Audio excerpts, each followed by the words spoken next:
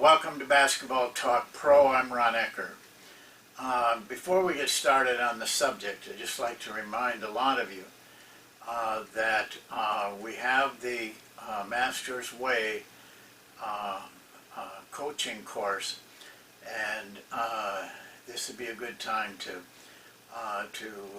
take a look at it. You should be trying to improve yourself. You should be building yourself all the time, building your knowledge, building your background, and Basketball Talk Pro, I hope, can help you, but nothing like doing the work and getting involved. That's how you learn. And so do some thinking about it. If you got any questions, call me, and we'll see. You can get in anytime, and so just give it some thought and give me a call. Well, today we're going to talk about trapping from both angles. Trapping as a defensive team, putting the trap on, and from the offensive point of view, getting out of the trap, and how to handle a trap if you are trapped. So there's just a few things I want to talk about before I go on a whiteboard. I will show you two drills that I have used quite a bit. They're not in the book, I'm pretty sure, and but actually in my career as a coach, I did use them a lot. But towards the end, I began to be a little bit concerned about trapping. I was helping the offense get us into scramble. Sometimes I had to do it, so I didn't work on it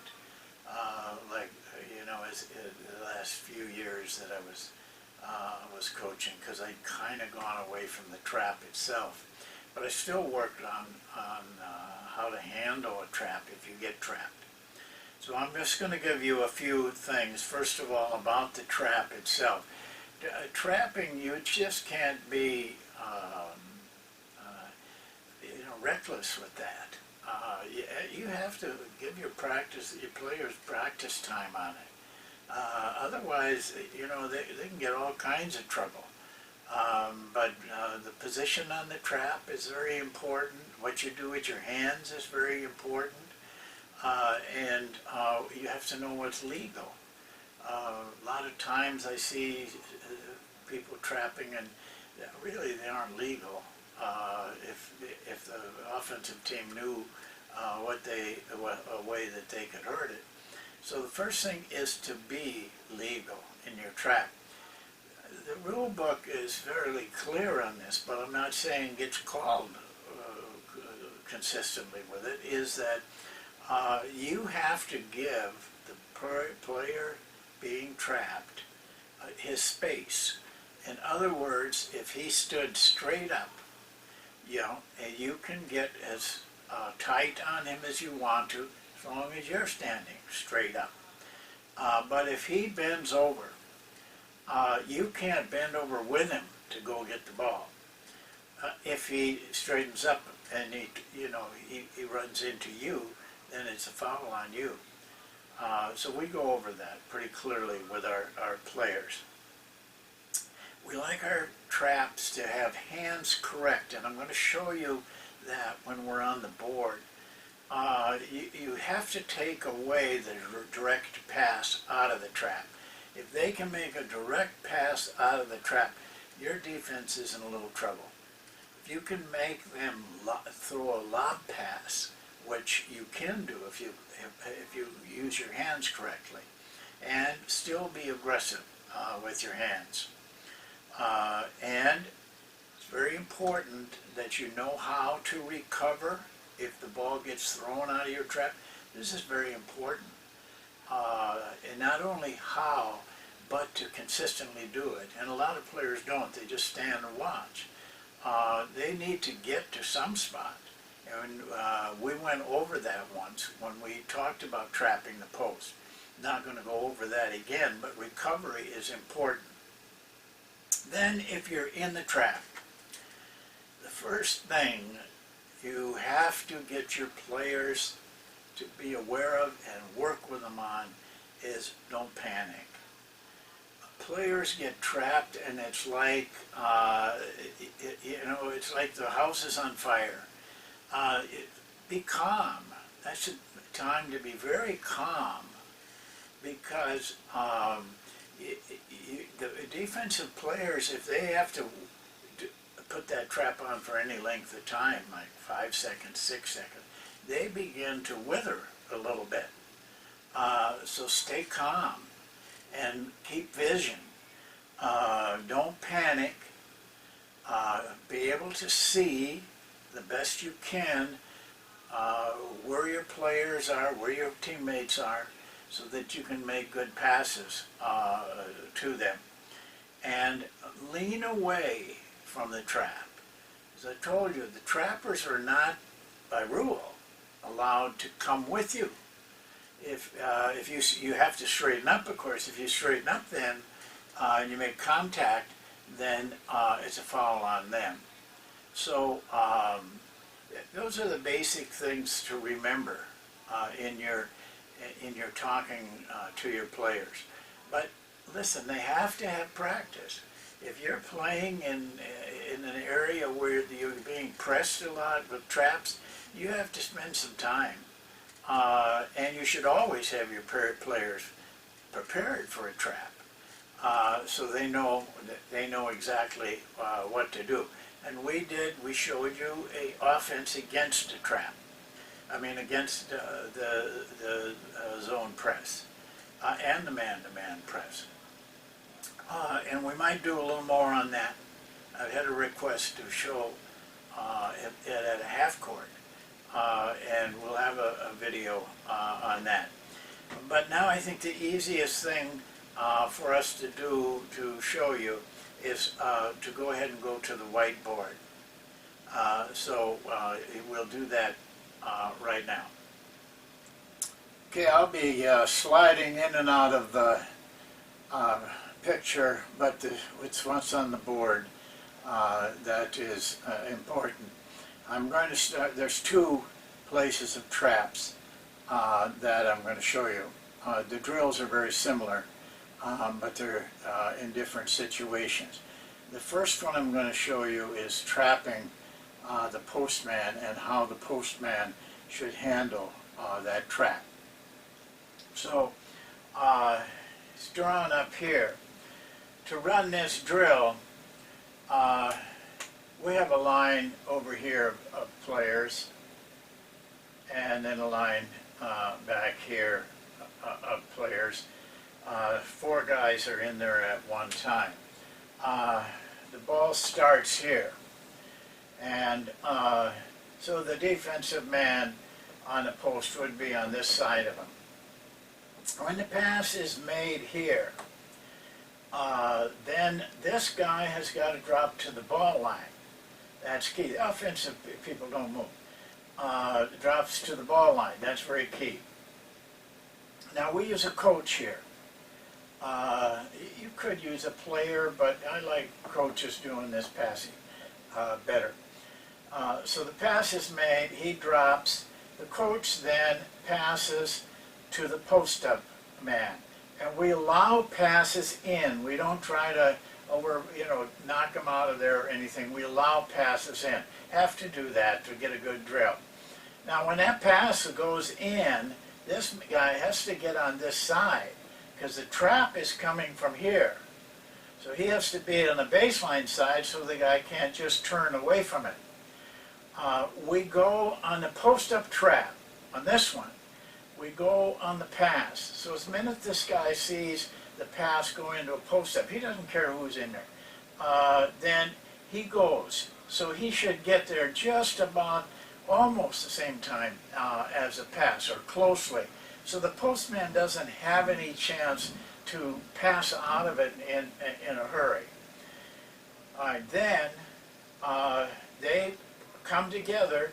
You remember from the other video, I want those people hip to hip on that trap so that they can't bust right through the middle.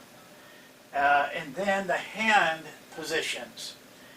Both players, both trappers, must have one hand straight up.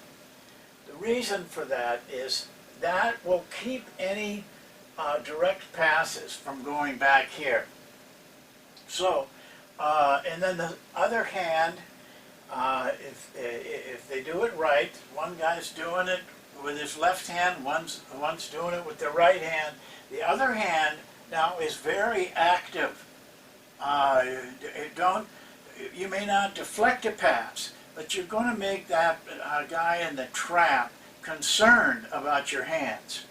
And this puts him in a little position, if he's not really a veteran, of being kind of intimidated with it.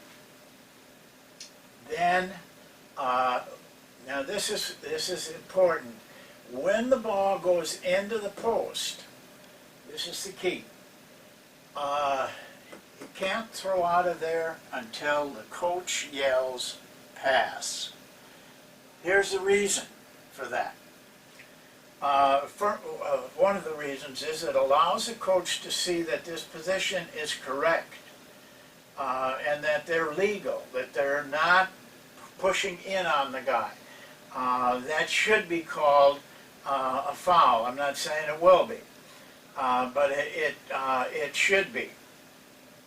But the main thing is, if you stop the man with the ball from passing, what you will find, first of all, we try to put him in a position where he has vision, but in the post-up you're going to have to look back over your shoulder. But by holding the ball, you allow the passer to see that this isn't nearly as intimidating as they think. We're trying to teach them not to panic.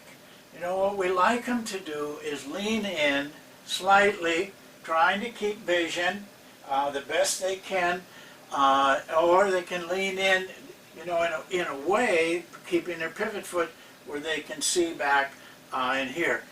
But remember, the defensive players can't come with you. So now you take a step away from them. There's not so much to get nervous about. And after a while, by holding them in where you just show them that there's nothing to be afraid of until you start panicking. And it just gives the players a sense of almost peace when they're in that position. And then the coach yells, throw. Now the guy is under the gun to throw back here, or he can throw out to the coach. Doesn't make any difference in this drill, okay? Because what we want to see is if he throws back to the coach, is the recovery. Here's what we tell our players. The guy trapping is the guy who recovers. We want him to get in the habit of the minute that pass is thrown, wherever it's thrown, to turn, watching, and we make them in this drill to run over to past the lane line at a real speed. Because they got to learn how to do that, because so many people stand and they kind of lollygag here trying to look around. We want them to get out of there, but we also tell them your job is to take the first guy that is open. Could be this guy, or it could be this guy, it could be this guy, but you get out of there like it's going to be this guy, because if you don't get out of there, that's a long run, that guy's going to get a good shot. That's all there is to it. But what we do is take the panic away from the guy getting trapped. We show our defensive players good position, how to recover, how to use their hands correctly, not out there just wailing away. So you end up, you know, down the road, 3, 4, maybe even months. Your players are prepared. You know, they're not going to panic. Maybe they still will, but they won't do it long. You know, in a game, their mind is different than in a practice. But the practice will eventually carry over.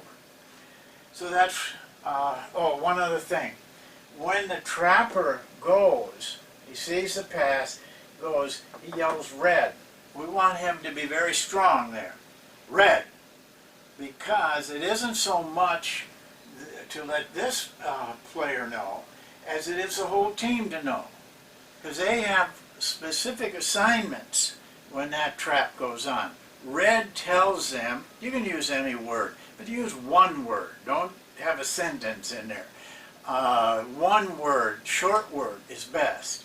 I don't know what else you could come up with, but our call is red, and that tells everybody, hey, now we're zoning away from the trap, as I showed you in that video.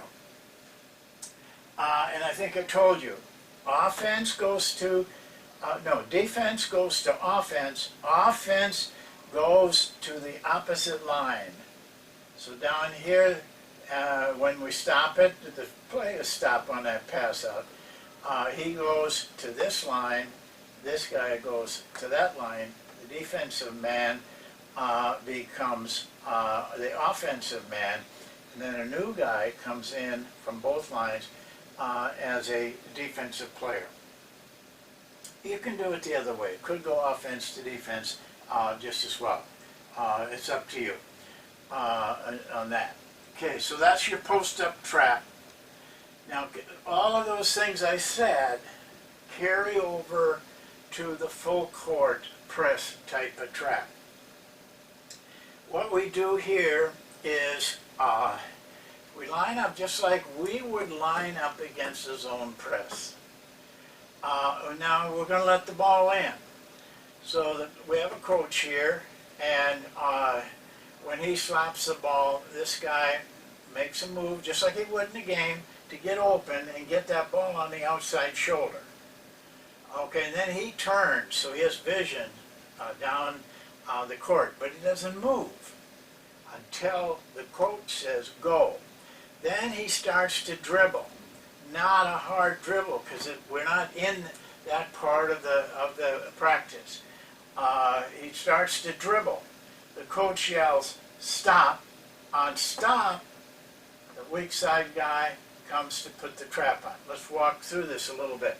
This guy, you see how I've got him drawn. When that pass comes in, he moves to a position here, like we've shown you on our presses, so that man has a difficulty going down the middle.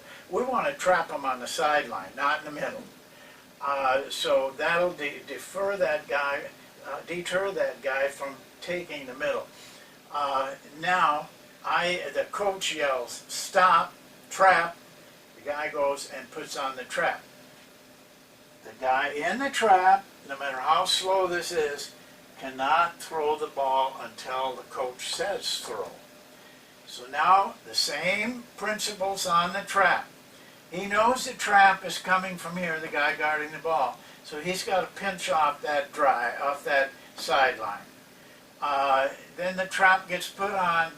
Same principles, same handwork, same everything. That's a legal, excuse me, a legal trap. Notice we got two guys here and one guy here. Okay, so now the coach can delay this as long as he wants. Except you've got to remember, in a game, your players have to know they only got 10 seconds, down there. So they will have to move, but it's okay. Our offense will help them to get out of there in time. What we want to teach this guy is not to panic. Same principles. We want this guy, now when he picks up his dribble and the trap is on, we want him facing down the floor. But we don't want this guy going down the floor. He should move in a position where this guy can throw back to him. Then the coach says, throw. Now he can throw. we allow, like, this is hardly drawn right for the timeline, but you know, when I run it, I allow this dribbler to maybe move up close to the timeline.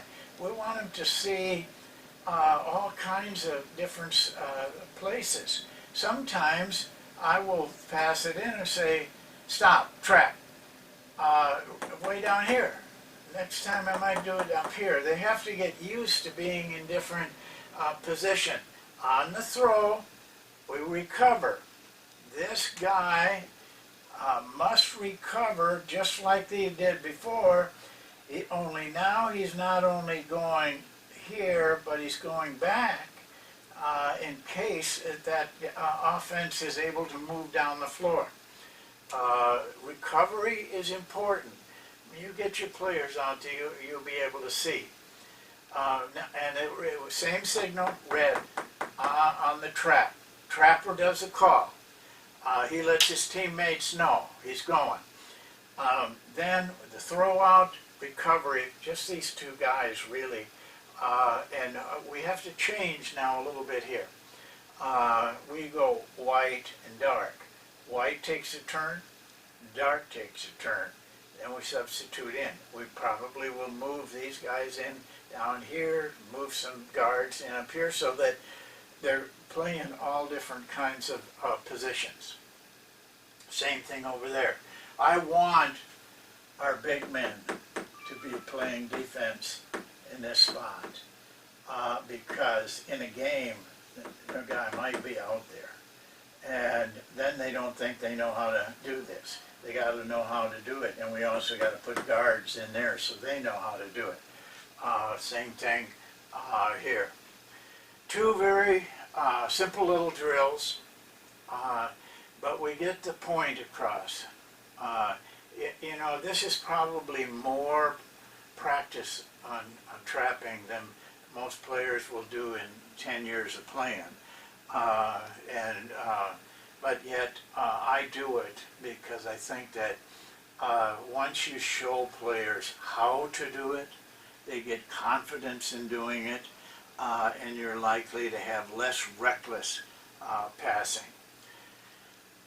Well, that's it. I think it's important to work on those things, the basic fundamentals of trapping, rather than just say go trap. A lot of coaches do that, and then you'll have more success, and you'll have more success against the press. So that'll be it for today. We'll see you next time, and we'll have another Basketball Talk Pro video for you. Thank you.